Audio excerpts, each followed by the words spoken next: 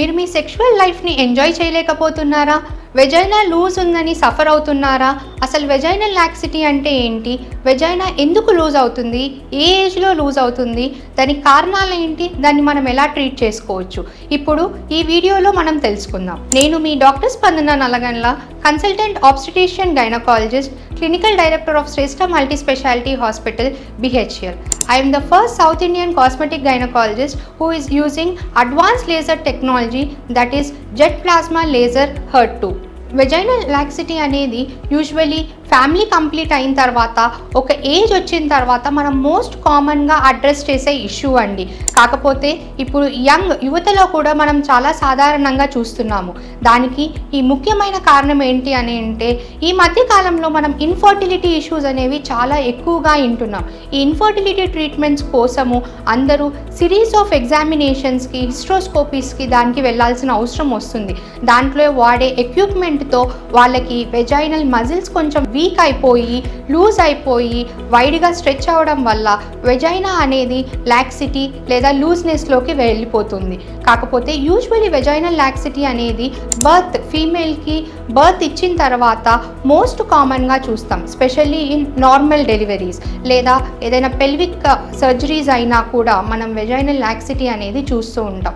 దీంతో couple during their sexual intercourse వాళ్ళు ఆ తృప్తిని పొందకపోవడం కానీ, టైట్ లేదని హస్బెండ్ కంప్లైంట్ ఇవ్వడం కానీ జరుగుతూ ఉంటాయి. ఇలాంటి కండిషన్స్లో ఫీమేల్ వాళ్ళకి ఏదో పెద్ద సమస్య వచ్చేసింది, వాళ్ళకి అది క్యూర్ చేసుకోలేము, నలుగురిలో చెప్పుకోలేము అని చెప్పి ఎక్కడ వాళ్ళ హస్బెండ్ వాళ్ళని వదిలేస్తారో, డివోర్స్ అవుతాయో అని చెప్పి చాలా బాధపడుతూ ఉంటారు, టెన్షన్ పడుతూ ఉంటారు. కానీ ఇప్పుడు ఈ మోడర్న్ జనరేషన్లో మోడర్న్ మెడిసిన్కి భయపడాల్సిన అవసరం లేదండి. మీ సైలెన్స్ని మీరు ఒక్కలే ఫీల్ అవుతూ దాన్ని మీరు స్ట్రెస్గా తీసుకొని మీ లైఫ్ని కాంప్లికేట్ చేసుకోవాల్సిన అవసరం అసలు లేదు. ఇప్పుడు అడ్వాన్స్ టెక్నాలజీస్ అనేవి మనకు అందుబాటులో ఉన్నాయి. అదే జెట్ ప్లాస్మా లేజర్ HER2. ఇది ప్లాస్మా లేజర్. మీకున్న ఈ వెజైనల్ లాక్సిటీ కానీ, లూజ్నెస్ని కానీ ఈ లేజర్ థెరపీ కంప్లీట్గా మీకు తగ్గించి ఎఫెక్టివ్ రిజల్ట్స్ అనేవి తెలియజేస్తుంది. సో మీరందరూ ఈ ప్రాబ్లంతో సఫర్ అవుతున్నట్టయితే సౌత్ ఇండియాలోనే ఫస్ట్ టైం మన శ్రేష్ఠ మల్టీ స్పెషాలిటీ హాస్పిటల్లో ఈ జెట్ ప్లాస్మా లేజర్ HER2 అనే ఎక్విప్మెంట్ తెచ్చి మేము దాన్ని అందుబాటులోకి పెట్టామండి. సో ఈ లేజర్ థెరపీ అనేది కంప్లీట్గా పెయిన్లెస్, స్కార్లెస్, దీనికి ఎలాంటి అనెస్థీషియా ఇవ్వము and no surgical intervention is needed.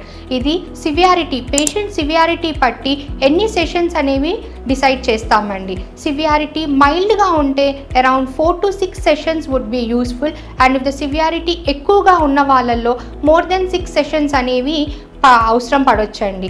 ఇది కంప్లీట్గా ఏ మెడికేషన్, అనెస్థీషియా, హార్మోన్స్ ఏమీ ఇవ్వకుండా పేషెంట్ని కంఫర్టబుల్గా లై చేసి బెడ్ పైన ఈ ట్రీట్మెంట్ అనేది ఇస్తామండి. And patient throughout the procedure అవేకే ఉంటారు.